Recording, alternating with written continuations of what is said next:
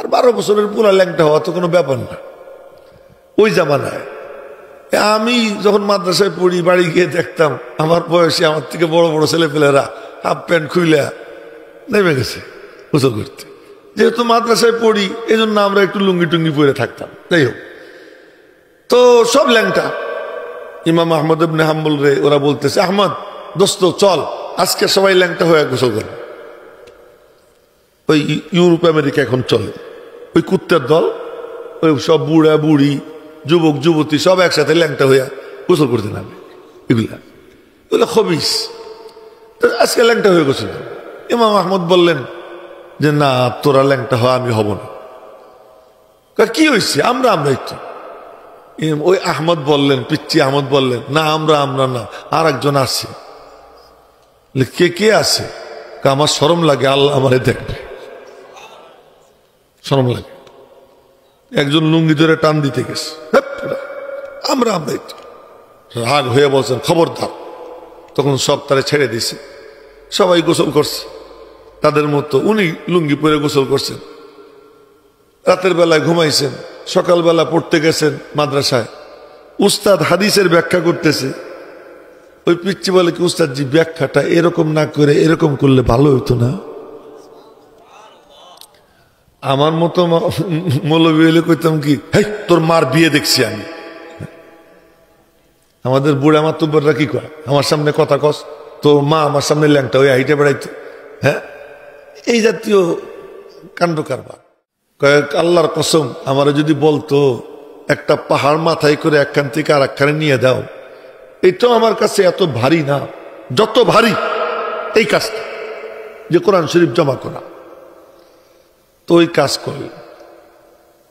এখন দেখেন কাজ করলেন কি, বিভিন্ন জায়গার থেকে আইনে একত্রিত কইরা লেখা একটা ব্যাগে ভরলেন। ওই ব্যাগটা দিলেন আবু বকর সিদ্দিককে। কোরআন শরীফের কোনো কপি না, কোরআন শরীফের কোনো কপি না, একটা ব্যাগ। ওই ব্যাগ আবু বকরের কাছে। আবু বকর সিদ্দিকের ইন্তেকাল যখন হবে, ওই ব্যাগটা আবু বকর সিদ্দিক আয়েশা সিদ্দিকা রাদিয়াল্লাহু আনহার কাছে দিছে, মা তোমার কাছে রাখো। ওমর রাদিয়াল্লাহু তাআলা আনহু মাসনদে খেলাফতে বসছেন, খবর পাঠাইলেন মা ব্যাগটা আমার কাছে দেন। হযরত ওমর তার কাছে নিলেন, ওনার কাছে রইল। হযরত ওমর রাদিয়াল্লাহু তাআলা আনহুর শাহাদাত হওয়ার পরে ওই ব্যাগ হযরত হাফসা ওনার মেয়ে উম্মুল মুমিনিন ওনার কাছে গেল। হযরত উসমান গনি রাদিয়াল্লাহু তাআলা আনহুর জামানায় আয়েশা কোরআন শরীফের 4টা নুসখা হইল, 4টা কপি হইল। এক কপি নিজের কাছে রাখলেন, এক কপি বিভিন্ন জায়গায় দিয়ে দিলেন। অন্য সব কেরাত বাদ দিয়ে এক কেরাতের উপরে উম্মতকে ঐক্যবদ্ধ করলেন। এই যে কোরআন শরীফ লেখা হইল, এর আগ পর্যন্ত লেখা ছিল না, কিন্তু কোন সাহাবী কোন তাবী বাদ ছিলেন না যিনি কোরআনে কারীমের হাফেজ ছিলেন না। চিন্তা করে দেখেন তো তাদের কি যোগ্যতা ছিল। নবীজি এই এদিক ওদিক তাকাবে না আব্বা, মনোযোগ দিয়ে শুন। হ্যাঁ, তাদের কি যোগ্যতা ছিল? তাদের যোগ্যতাটা ছিল মনোযোগ ছিল। নবীজির উপর ওহী নাজিল হইত, ওহী নাজিল হওয়ার সময় কেউ নইলেন না, আমার দিকে তাকাইয়েন, মনোযোগ দিয়েন। যখন ওহী নাজিল হইত, বুখারী শরীফের হাদিস, কুরিবালি যালিকা, নবীজি বিপদগ্রস্ত হয়ে যেতেন। ওয়াতারাব্বাদা ওয়াজহুহু, চেহারা ফ্যাকাশে হয়ে যেত, রক্তশূন্য হয়ে যেত। ওয়ায়াগিত্তু কাযালিকা সাআতান, এবং নবীজি এরকম আওয়াজ করতেন, গত গত গত আওয়াজ হইত, আওয়াজ হইত। মাথা সোজা রাখতে পারতেন না, মাথা মুবারক জমিনের সাথে মিশে যেত। সাহাবায়ে কেরাম কপালের সামনে বালিশ রেখে দিতেন, চাদর দিয়ে ঘিরে দিতেন, ওই দৃশ্য কেউ দেখতেন না। নবীজি অন্য জগতে চলে যেতেন। যখন কোরআন নাজিল হওয়া কমপ্লিট হইত, একবারে সূরা আনআম পুরোটা একসঙ্গে নাজিল হয়েছে। সূরা আনআম 7 পারার 7ম পৃষ্ঠার থেকে শুরু হয়, আর 8 পারার 9ম পৃষ্ঠায় গিয়ে শেষ হয়। না হাফেজ সাহেবরা জানেন, এই এক সূরা পুরোটা একবারে নাজিল হয়েছে। নাজিল হওয়ার পরে নবীজি আমার দিকে দেখেন, ওই যে মুরব্বী একজন নিচের দিকে চাই রয়েছেন, না দেখলে তো বুঝবেন না, চোখ রাখবেন এদিকে। নবীজি ওই রকম থাকতেন, বালিশে মাথা। যখন ওহী নাজিল হওয়া কমপ্লিট হইতো, ধীরে ধীরে ধীরে ধীরে মাথা সোজা করতেন। সাহাবা একরাম চাদর সরাইতেন, কম্বল সরাইতেন। নবীজি চোখ বন্ধ করে দেখতেন, পুরো কোরআনে কারীম যা নাজিল হয়েছে কলবের মধ্যে খোদাই হয়ে গেছে, খোদাই হয়ে গেছে। আর তখন একটা মুস্কি হাসি দিতেন, মুস্কি হাসি দিয়ে ডাক দিতেন, এ তোমরা কোথায়, জলদি আসো, কে কোথায় আসো, তাড়াতাড়ি আসো। খুযু আন্নী রুতবা, নাও তোমরা আমার কাছ থেকে তাজা তাজা, এইমাত্র নাজিল হইছে, এইমাত্র নাজিল হইছে নূর, আল্লাহ পাকের কালাম। খুযু আন্নী রুতবা, নাও তোমরা আমার কাছ থেকে তাজা তাজা। সব এসে জমা হয়ে যেত, আর নবীজি তেলাওয়াত করতেন। ওই এক তেলাওয়াতে, একবারের শোনায় ম্যাক্সিমাম সাহাবীর মুখস্থ হয়ে যেত। যার একটু সন্দেহ হইতো আরেকজনকে একটু জিজ্ঞেস করতেন, ভাই কি জানি, এই করে করে পরস্পরে বাস যে কয়জন থাকতেন, আবু বকর থেকে নিয়ে একেবারে সাহাবীদের মধ্যে কোনো আদনা নাই। মনে রাখবেন, আমরা বলি আদনা সাহাবী, মাঝে মাঝে বলি সাহাবী, আবার কিসের আদনা? সাহাবী সাহাবী, নবীজির সহমত পাওয়া, তারা কেউ আদনা না, তারা সবাই জান্নাতি, তাদের পকেটে জান্নাতের টিকিট, তাদের উপরে আল্লাহ পাক রাজি। আল্লাহ পাক বলেন, উলাইকা কাতাবা ফি কুলুবিহিমুল ঈমান, ওদের কলবে আমি ঈমান খোদাই করে দিয়েছি, খোদাই করে দিয়েছি। তো এই সাহাবীরা সবাই হাফেজে কোরআন, কিন্তু কোরআন শরীফের কোনো কপি নেই, জিলদ নেই। কোরআন শরীফ লেখা হইল হযরত উসমান গনির জামানায়। এখন হিসাব করেন, নবীজির 23 বছর, আবু বকর সিদ্দিকের 2 বছর 25, হযরত ওমরের 10 বছর 35। 35 বছরের মধ্যে এক জিলদ কোরআন শরীফও নাই। কিন্তু কোন সাহাবী বাদ নাই যিনি হাফেজে কোরআন না, কোন তাবেঈ বাদ নাই যিনি হাফেজে কোরআন না। আজকে আমাদের সমাজের অবস্থা কি? এমনি এমনি মার খাই, এমনি এমনি মার খাইতেছি। মাস এক একজন কলেজ স্টুডেন্ট, ভার্সিটির ছাত্র, ডক্টর, ডাক্তার, ইঞ্জিনিয়ার, বিসমিল্লাহ পড়তে গেলে বিসমিল্লাহির রহমানির রহিম। এই ছেলে, তুমি কে? তুমি নিচের দিকে চেয়ে রইছো, তুমি মনোযোগী শ্রোতা না। আমি এইটার উপরে বয়ান করতেছি আর তুমি এখন নিচের দিকে তাকাই রইছো। নিচের দিকে তাকাই থাকলে অন্য কোথাও গিয়ে বসো। আমি ওয়াজ করি না, আমি পড়াই। তো কি করে বিসমিল্লাহ শুদ্ধ করে পড়তে পারে না? ভাষণ কি চমৎকার! যখনই নামাজের টাইম আছে, আলহামদুলিল্লাহ রাব্বিল আলামিন, পারে না কোরআন শরীফ শুদ্ধ করে পড়তে। এই যে কোরআনে কারীম থেকে বিচ্ছিন্নতা, কোরআনে কারীমের যে অবহেলা, কোরআনে কারীমকে তুচ্ছ-তাচ্ছিল্য করা। একজন একটা ছেলেকে এক সাবজেক্ট পড়ানোর জন্য এক মাস্টারকে 5,000 টাকা দিবে, আর মক্তবের একজন উস্তাদকে এই 100-150 ছাত্র পড়াইতেছে পুরো মাস ব্যাপী, তারে 6,000 টাকা, 5,000 টাকা, 4,000 টাকা বেতন দেবে। আল্লাহর কোরআনকে নিচে নামাইছে, মুসলমানদের নিচে নেমে গেছে। এই যে দ্বীনি মজলিস কিসের জন্য? একটু কোরআনের নূর যেন আমার সিনায় আসে। যে নিবার চা আল্লাহ তারে দেয়। মনে রাখবেন, किस्मत दी हर शख्स को कस्साम अज़ल ने, किस्मत दी हर शख्स को कस्साम अज़ल ने, जिस शख्स को जिस चीज का काबिल नजर आया।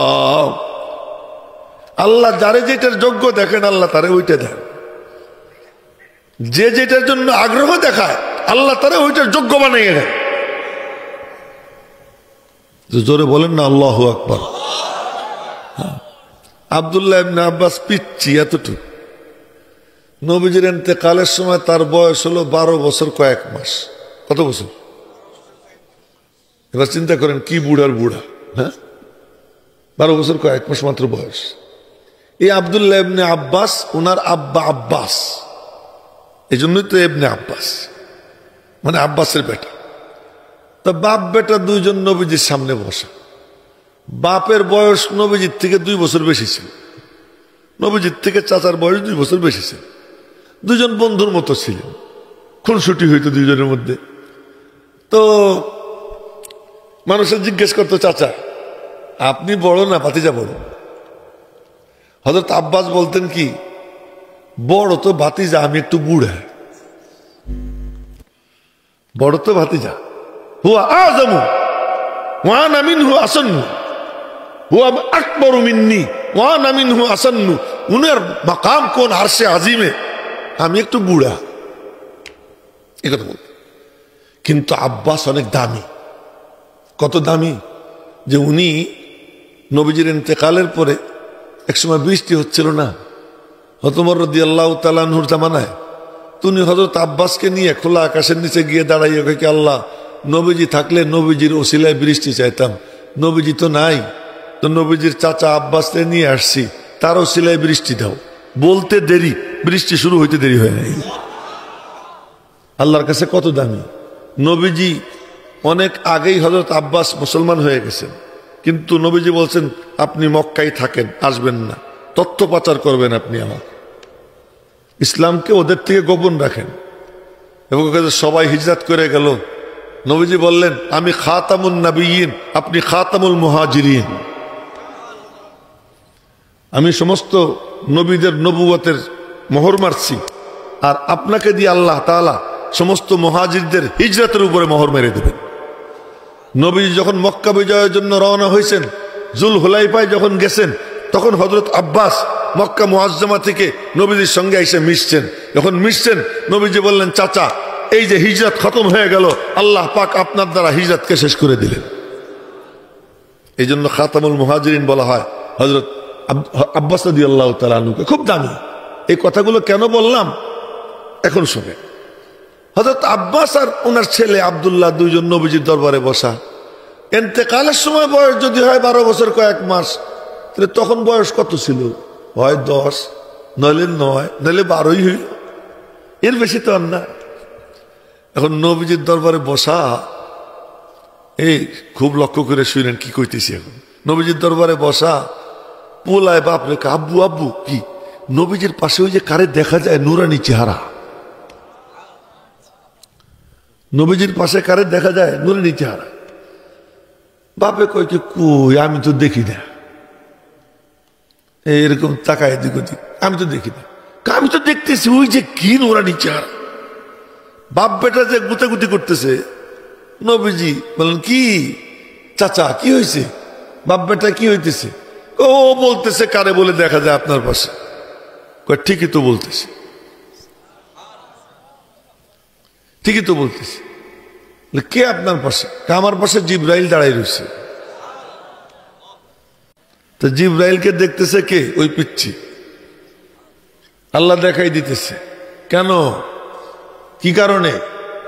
হুসনে পর আশিক নেহি হো, আশিক হো ইন চার পর, রফতার পর, গুফতার পর, নাজ পর, আন্দাজ পর। মোটা হইয়া মালিকের নজর কাড়া যায় না, সুন্দর চামড়া দিয়ে মালিকের নজর কাড়া যায় না, 6 ফিট 6.5 ফিট লম্বা হইয়া মালিকের নজর কাড়া যায় না, ডাক্তার হইয়া মালিকের নজর কাড়া যায় না, ডিগ্রি ডুগ্রি দিয়ে মালিকের নজর কাড়া যায় না। মালিকের নজর কাটতে পারে সে যে দিল দিয়ে মালিকরে ওই রকম ডাক দেয়, মালিকরে চায়। হোক সে পিচ্ছি, ওর মধ্যে যে তলব ছিল আমি এলেম শিখব, আমি এলেম নিব। দেখেন এটাও মাদ্রাসা। ওই মাদ্রাসায় বৈশা ক্লাসে পড়াই, এখানেও যখন আসি ওই কামই করি। কোনো এজেন্ডা নিয়ে আইসা হইচই করবো এজন্য আসি না। তাই বলতেছি এই সমস্ত মজলিসও এটা মাদ্রাসারই অংশ। আপনারা তলেবে এলেম, এখানে যতক্ষণ পর্যন্ত আমি বসা আছি, আল্লাহ পাক এই কিছুক্ষণের জন্য আমাকে উস্তাদের আসন দিয়ে দিছেন। যারা ওইরকম ছাত্র হইয়া সিনার মধ্যে এলেম নেওয়ার এরাদা করবেন, দেনেওয়ালা আল্লাহ, ইন্নামা আনা কাসিম আল্লাহু ইউতি। নবীজি বলেন আমি তো বন্টন করি, দেয় তো আল্লাহ। আমরা কি দিব? আল্লাহ দিবেন। আল্লাহ দিবেন, দেখবেন আপনার দিলের হাল কি। যার দিলের হাল যেমন তার ব্যাপারে মালিকের ফয়সালা হবে কি তেমন। আজকে আমরা কত সহজে পেয়ে যাই, এজন্য দাম বুঝি না। মেরে মোহতারাম ভাইও, এখানে এরা আয়োজন করে আপনাদেরকে ডাইকে আনছে। বৃষ্টি না হইলে মাশাআল্লাহ মানুষ আরো আসত। প্রতিকূল আবহাওয়া না হইলে অবশ্য আমার আকর্ষণে না, কোরআনের আকর্ষণে আসত। তার কারণ আমার এরকম কোনো আকর্ষণ নাই, থাকলে তো এসেই যেত। খায়ের তো বলতেছিলাম যে এখানে আমরা আসছি, এই আয়োজন করে ডাকছে কারণ থেকে কোনো যে আপনারা কিছু দেন, হয়তো বলতে পারে একটু এই যে লাইট টাইট জ্বালাইছি, এইসব করছি, হুজুরদেরকে আনতেছি, অল্প স্বল্প কিছু দেন, নিতে পারে। কিন্তু আসলে যে জিনিস এখান থেকে আমরা নিতে পারবো এর কোনো মূল্য হয় না, এটা অমূল্য সম্পদ। ঠিক না কইয়া একবার সুবহানাল্লাহ কই ফেলেন। দেখুন, ঠিক 100 বার কইলে এক নেকি হবে এমন কোন হাদিসে নাই, কিন্তু সুবহানাল্লাহ একবার কইলে কমপক্ষে 10 নেকি হবে। আর সুবহানাল্লাহ যদি ওই রকম মন দিয়ে কেউ কইতে পারে, জল্পনা কল্পনা দিয়া, তাহলে তা তো এত দামি হয় যে আসমান জমিনের মাঝের ফাঁকা জায়গার অর্ধেকটা নেকি দিয়ে ভরে যায়। ওই রকম বলতে হবে। এই জন্য ঠিক ঠিক কোয়া, এটা আর একটা বেরাত চালু হয়ে গেছে, একটা বেরাত। এটা মাহফিলের মধ্যে একটা হইচইয়ের পরিবেশ হয়ে গেছে। মাহফিল থাকবে নীরব নিস্তব্ধ, হইলে কেবল জিকিরে খোদাবন্দি হবে, আল্লাহর জিকির হবে, আল্লাহর নাম হবে। ঠিক ঠিক ঠিক কিনা? হুজুর জিজ্ঞেস করে ঠিক কিনা? ঠিক। আস মাহফিল গেল জমে না, এগুলো না। মন দিয়ে শুনবো, দিল যেন নড়ে, দিল যেন নড়ে, দিলের মধ্যে যেন আসর। আমরা সহজে পেয়ে যাই, কিন্তু এর জন্য এক একজন কি কুরবানি দিছে একটা হাদিস শোনার জন্য। আজ তো ইনশাআল্লাহ যদি আল্লাহ তৌফিক দেয়, হাদিস তো 2-1টা বলেও ফেলছি, আরো হয়তো 2-1 হাদিস আল্লাহ তাআলা বলাবেন। যদি আল্লাহ বলাই দেন তাহলে বলতে পারবো, তাছাড়া তো পারবো না। কিন্তু একটু হাদিস শোনার জন্য আগে কেমন আগ্রহ ছিল তার এক কাহিনী আপনাদেরকে শুনাইতেছি, খুব মনোযোগী হয়ে। এক যুবক ছিল, যুবকের নাম বাকিউদ্দিন। কি নাম? বাড়ি হলো খোরাসান, ইরান অঞ্চলে খোরাসান। বয়স হলো 20 বছর। কত? ওই যে একজনের মাথা নিচের দিকে ঘুমাইতেছে। আমি কিন্তু সবাই দেখি, এই যে এইটাও আইলসা, ওরে কতবার কইছি, তারপরেও মাথা নিচের দিকে দেয়। এরকম করো না। তো বাকিউদ্দিন নাম, বাপের নাম মুখাল্লাত, এই জন্য ওনার নাম বাকিউদ্দিন ইবনে মুখাল্লাত। 20 বছর বয়সে জজবা জাগছে কি, আমি হাদিস শুনবো। কার? ইমাম আহমদ ইবনে হাম্বলের। ইমাম আহমদ ইবনে হাম্বলের বাড়ি হলো বাগদাদ, উনি বাগদাদে থাকেন। এলো খোরাসান, খোরাসান থেকে অনেক দূর, মাঝখানে বিশাল সমুদ্র। কিন্তু জজবা উঠছে আমি ওনার কাছ থেকে হাদিস শুনবো। টাকা পয়সা নিয়ে ব্যাগ একটা কান্দে নিয়ে দেখেন, তো মনোযোগ দিয়েন, কেন আল্লাহ কেমনে আমাদের পর্যন্ত দিন পড়ছে, হাদিস পড়ছে। ইমাম আহমদ ইবনে হাম্বলের হাদিস শুনতে যাবে কে? বাকিউদ্দিন খোরাসান থেকে। খোরাসান থেকে ইমাম আহমদ ইবনে হাম্বল আবার কেমন অল্প একটু কয়ে ফেলাই। 12 বছর বয়স যখন, ওই টাইমে কোরআন শরীফের হাফেজ তো হয়েছেনি, হাদিসও কয়েক হাজার মুখস্থ হয়ে গেছে। উস্তাদের কাছে হাদিস পড়ে। তো 12 বছর বয়সে গোসল করতে গেছে বন্ধুরা একসাথে, সবাই আদিম লিবাসে গোসল করতে নামবে। আদিম লিবাস বুঝছেন তো? হ্যাঁ, আদিম লিবাসে মানে ল্যাংটা হয়ে সব গোসল। আর 12 বছরের পুরা ল্যাংটা হওয়া তো কোনো ব্যাপার না ওই জামানায়। আমি যখন মাদ্রাসায় পড়ি, বাড়ি গিয়ে দেখতাম আমার বয়সে আমার থেকে বড় বড় ছেলেপেলেরা হাফ প্যান্ট খুইলা নেমে গেছে গোসল করতে। যেহেতু মাদ্রাসায় পড়ি এই জন্য আমরা একটু লুঙ্গি টুঙ্গি পরে থাকতাম। যাই হোক, তো সব ল্যাংটা। ইমাম আহমদ ইবনে হাম্বল রে ওরা বলতেছে, আহমদ দোস্ত চল আজকে সবাই ল্যাংটা হয়ে গোসল করে। ওই ইউরোপ আমেরিকা এখন চলে ওই কুত্তার দল, ওই সব বুড়া বুড়ি যুবক যুবতী সব একসাথে ল্যাংটা হইয়া গোসল করতে নামে। এগুলা খবিস। আজকে ল্যাংটা হয়ে গোসল। ইমাম আহমদ বললেন যে না, তোরা ল্যাংটা হয়, আমি হব না। কি হয়েছে? আমরা একটু। ওই আহমদ বললেন, পিচ্চি আহমদ বললেন, না আমরা না, আর একজন আছে। কে আছে? আমার শরম লাগে, আল্লাহ আমারে দেখবে, শরম লাগে। একজন লুঙ্গি ধরে টান দিতে গেছে, আমরা একটু রাগ হয়ে বলছেন খবরদার। তখন সব তারে ছেড়ে দিছে, সবাই গোসল করছে তাদের মতো। উনি লুঙ্গি পরে গোসল করছেন, রাতের বেলায় ঘুমাইছেন, সকালবেলা পড়তে গেছেন মাদ্রাসায়। উস্তাদ হাদিসের ব্যাখ্যা করতেছে। ওই পিচ্চি বলে কি, উস্তাদ জি ব্যাখ্যাটা এরকম না করে এরকম করলে ভালো হইতো না? আমার মতো মৌলবী হইলে কইতাম কি, হেই তোর মার বিয়ে দেখছি আমি। আমাদের বুড়া মাতুব্বররা কি করে, আমার সামনে কথা কস, তোর মা আমার সামনে ল্যাংটা হয়ে হাইটে বেড়াইতো। হ্যাঁ, এই জাতীয় কাণ্ড কারবার। উনি তো মুখলিস, উনি দেখতেছেন ও যা বলে তাই তো ঠিক। হ্যাঁ বাবা, তোরটাই ঠিক।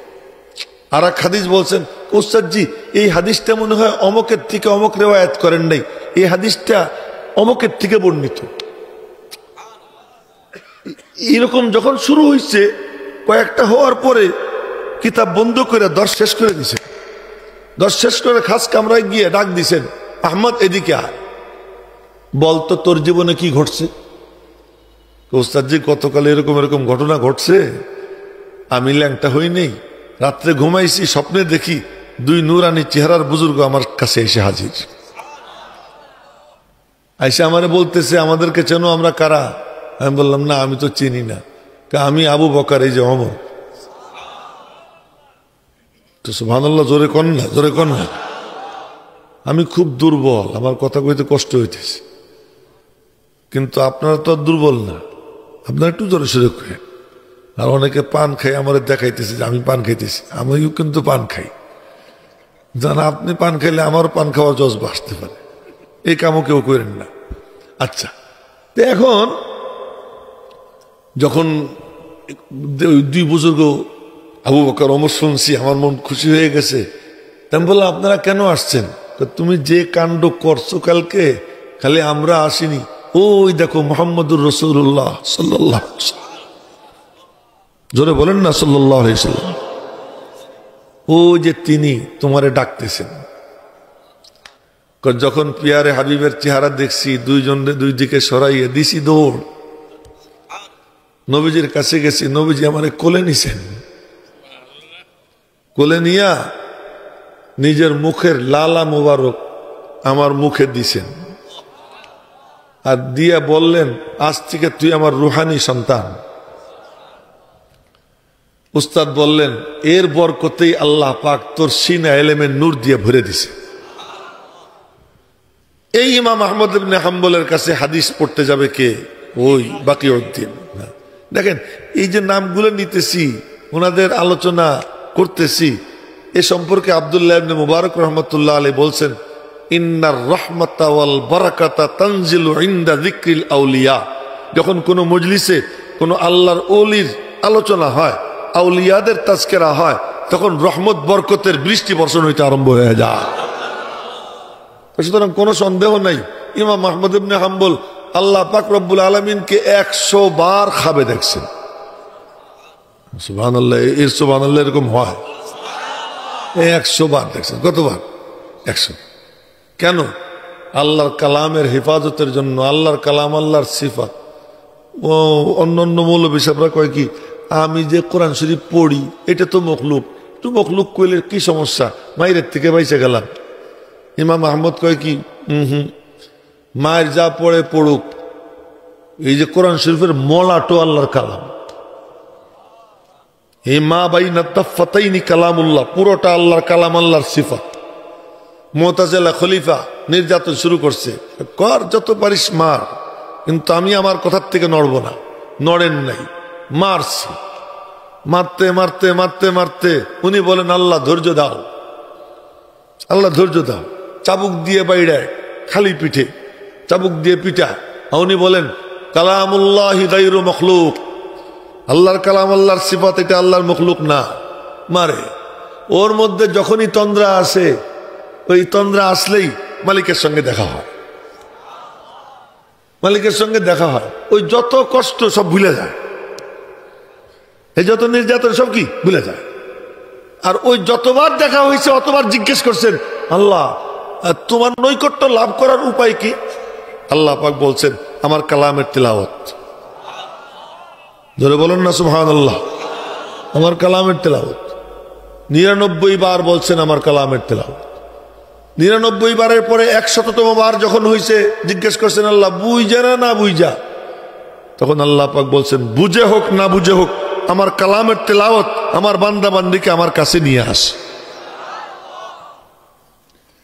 তো মারছে, ওই যে নির্যাতন চালায়, ওই নির্যাতনের ফল আল্লাহ কয় যে তোরে আমি মলম দিয়ে দেই, ওরা তোরে মারে, তোর আমার সঙ্গে দেখা হয়। ইন্তেকালের পরে ওনাকে একজন স্বপ্নে দেখছে, তো বলছে কি যে আমার আল্লাহ আমার জন্য নিজাম করে দিছেন, হার সপ্তাহে প্রতি সপ্তাহে একবার আল্লাহ পাক আমাকে তার দিদার দান করবেন। আল্লাহর কালামের খাবে। ইমাম আহমদ আকাশের উজ্জ্বল এক নক্ষত্র। তো বাকিউদ্দিন ইবনে মুখাল্লাদ কয় যে উনার হাদিস শুনবো, উনার থেকে এলেম নেব।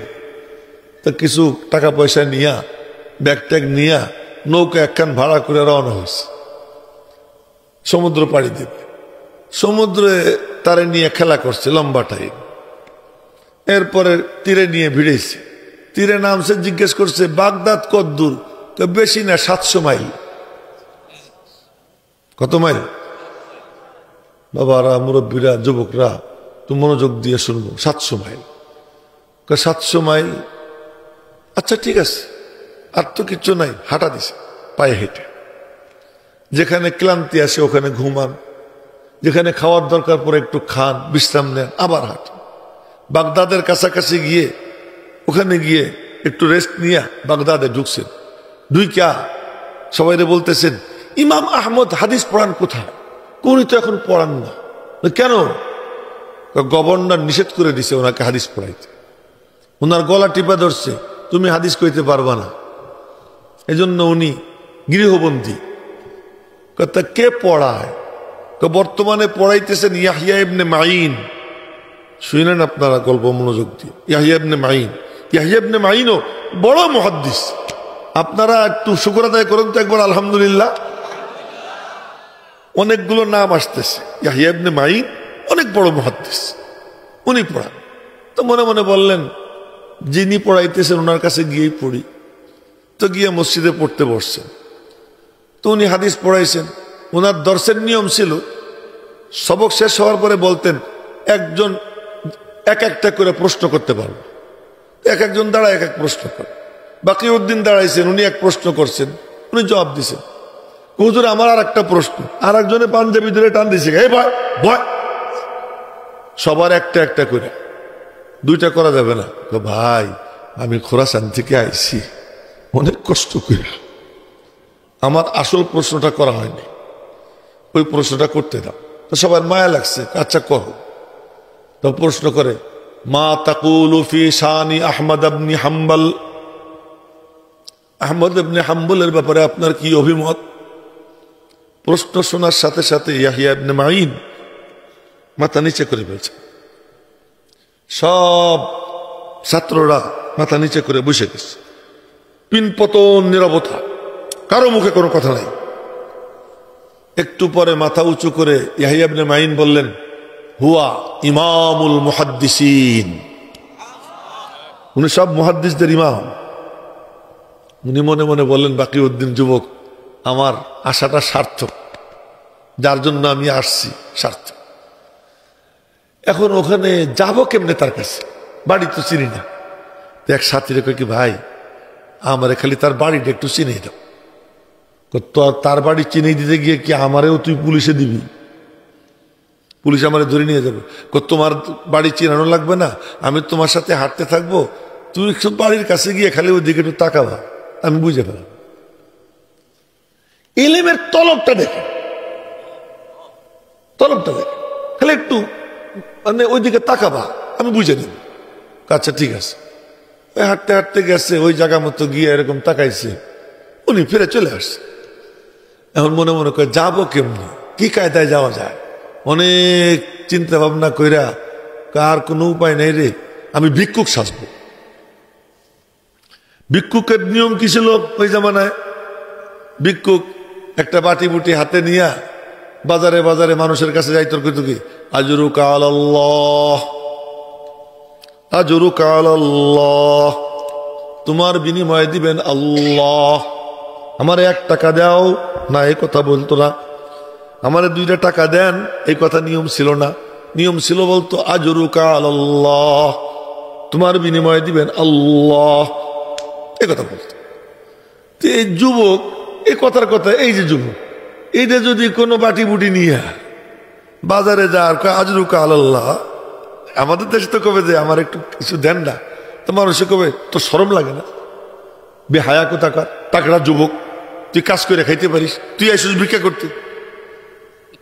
এই যুবক যখন বাটি নিয়ে বাজারে এরকম শুরু করছে আজরুকা আলাল্লাহ, মানুষে বকাবকি শুরু করছে, বেহায়া নির্লজ্জ, তো শরম লজ্জা নাই, ভিক্ষা করতে আইসোস।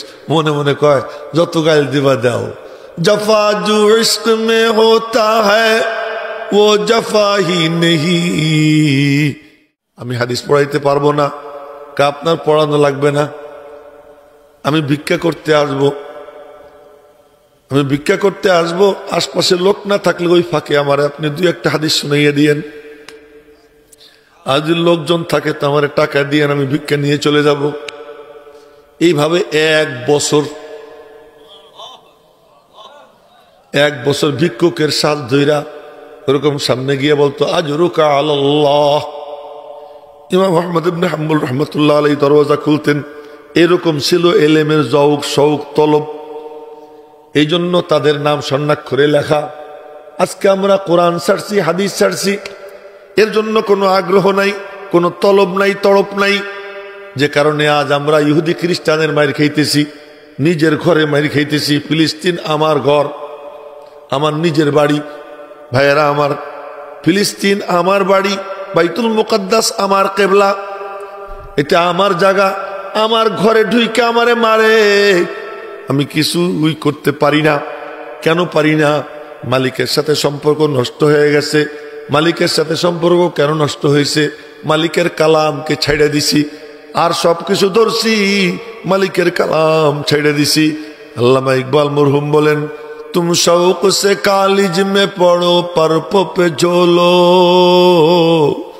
तुम शौक से कॉलेज में पढ़ो पर्पो पे झोलो, जाए इसके गुबारों में उड़ो चरख पे झोलो, लेकिन ये एक सुखन बंदाए आजिज कर रहे याद, अल्लाह और अपनी हकीकत को न भूलो। जा মনে চায় তাই করো, আল্লাহরে ভুলো না, কোরআন ছাইড়ো না। ওই যুবক 1 বছর পর্যন্ত এমন করছে। 1 বছর পর ও তো মনে করছিল আমি আর মরবো না। হ্যাঁ, যেমন আমাদের সরকার প্রধান সাহেবা ভাবছিলেন আমার ক্ষমতা কে নেয়, কিন্তু মালিক যখন ধরে তখন কেমন ধরে দৃশ্য সবাই দেখছে। আল্লাহ পাক যখন ধরেন খালি কয় ইন্নাহু হুয়াল গফুরুর রহিম, আবার আল্লাহ যে এও বলছে ইন্না বাতশা রাব্বিকা লাশাদীদ, তোমার রব্বের ধরা সাংঘাতিক মজবুত, ধরলে আর ছাড়ে না, ধরলে আর ছাড়ে না। তো ওই 1 বছরের মাথায় ওই কুত্তে মরছে, ওই যে গভর্নর মরছে। এখন যে ক্ষমতায় আসছে উনি ইমাম আহমদ ইবনে হাম্বলের ভক্ত। উনি গিয়ে রাজকীয় সম্বর্ধনা দিয়া ওনারা নিয়ে জামে মসজিদে বসাইছেন। ইমাম আহমদ জামে মসজিদে বসছে, পঙ্গপালের মতো মানুষ গিয়ে জমছে। ওই যুবক তো দূরের, তারে কেউ চেনে টেনে না, তো সে ক্ষেত্রে একত্রে আগে বাড়ার চেষ্টা করতেছে। এই দূরের থেকে ওই দূরে ইমাম আহমদের নজর পড়ছে। বললেন আসহাবি, আমার সাথীরা শোনো, আমার আসল ছাত্র ওই যে পিছনে, আমার আসল ছাত্র ওই যে পিছনে, ওরে আসতে দাও। সবাই রাস্তা করে দিয়েছে, সবাই তার দিকে তাকাই রয়েছে। এত বড় ভাগ্যবান যারা ইমাম আহমদ ডাইকে নেয়। ইমাম আহমদ দাইকে কাছে নিয়ে হাদিস শুনেছেন। আমার এই ঘটনা শোনানোর উদ্দেশ্য শুধু এতটুকু যে আমার মধ্যে তলব কতটুকু, আমি দিন চাই কতটুকু, আমি কোরআন কতটুকু নিবার চাই। জোর কইরা ডাইকে আই না, একটু বলবো, একটু শোনেন, তাও শুনবেন না, সেজন্য আসবেন না। স্কুল কলেজের জন্য সবকিছু করতে রাজি, ডাক্তার বানানোর জন্য, ইঞ্জিনিয়ার বানানোর জন্য, কিন্তু আমার সমাজের মানুষ আল্লাহর কালাম শিখানোর জন্য একটু ত্যাগ স্বীকার করতে রাজি না। এই যে আল্লাহর কালামের প্রতি অনীহা, এইটা আমাদের জন্য সবচেয়ে বড় বদকিসমতির কারণ। যে কয়জন আসছেন ওই কয়জনকে বলবো দিলের মধ্যে তলব পয়দা করো, আমি আল্লাহ তোমারে চাই। যে চায় আল্লাহ তারে দেয়। আল্লাহ পাক বলেন, মান কানা ইউরিদুল আজিলা আজ্জালনা লাহু ফিহা মা নাশাউ লিমান নুরিদ সুম্মা জাআলনা লাহু জাহান্নাম ইয়াসলাহা মাযমুমান মাদহুরা। যে দুনিয়া চায়, দুনিয়ার চাকচিক্য চায়, দুনিয়ার মান সম্মান চায়, দুনিয়ার জৌলুস চায়, দুনিয়ার সম্পদ চায়, দুনিয়ার ডিগ্রি চায়, আল্লাহ পাক বলেন যাকে চাবো, যতটুকু চাবো অতটুকু দিব। সবাইকে দিব না, তার চাহিদা মতো দিব না। আমার যতটুকু মনে চায়, যাকে মনে চায় তারে অতটুকু দিব। এরপরে তার জন্য জাহান্নাম। আর আখিরাতের কথা কি কয়? ওমান আরাদাল আখিরাহ, যে আখিরাতকে চায়, আল্লাহকে চায়, কুরআন চায়, সুন্নত চায়, আল্লাহর মুহাব্বত চায়, নবীজির মুহাব্বত চায়, নবীজির সুন্নতের অনুসরণ করার জজবা দিলের মধ্যে যার আছে, এমন যার মানসিকতা, ওয়াসআলাহা সাইয়াহা, শুধু চাই চাই কইলে হবে না, চেষ্টাও করতে হবে। কি চেষ্টা করো? ঘুম থেকে উঠা মসজিদে যাও কিনা, যখন ডাক দেওয়া হয় আল্লাহর কালাম শুনে যাও, শুনতে যাও কিনা, যখন বলা হয় যে এখানে তবলিগের তালিম হবে, তালিমে যাওয়ার আগ্রহ তোমার আছে কিনা, এর জন্য যতটুকু মেহনত করার দরকার অতটুকু মেহনত তুমি করো কিনা। মসজিদে আজান দিল আল্লাহু আকবার, এবার তুমি আল্লাহু আকবার শুইনা দোকান বন্ধ কইরা মসজিদে যাও কিনা। রব্বুল আলামিন দেখবেন ওয়াসালাহা সায়াহা, আখিরাত চায়, আর আখিরাতের জন্য যে চেষ্টা করা দরকার ওই চেষ্টাটাও করে ঈমান নিয়া। রব্বুল আলামিন বলেন ফাউলাইকা কানা সায়ুহুম মাশকুরা। মনে রাখবা আমি আল্লাহ তার চেষ্টার শুকর আদায় করব। তা আমি আপনাদেরকে এই এতগুলো কথা বললাম, আমি বলিনি, আল্লাহ ঢাইলে দিছেন। কি জন্য বললাম?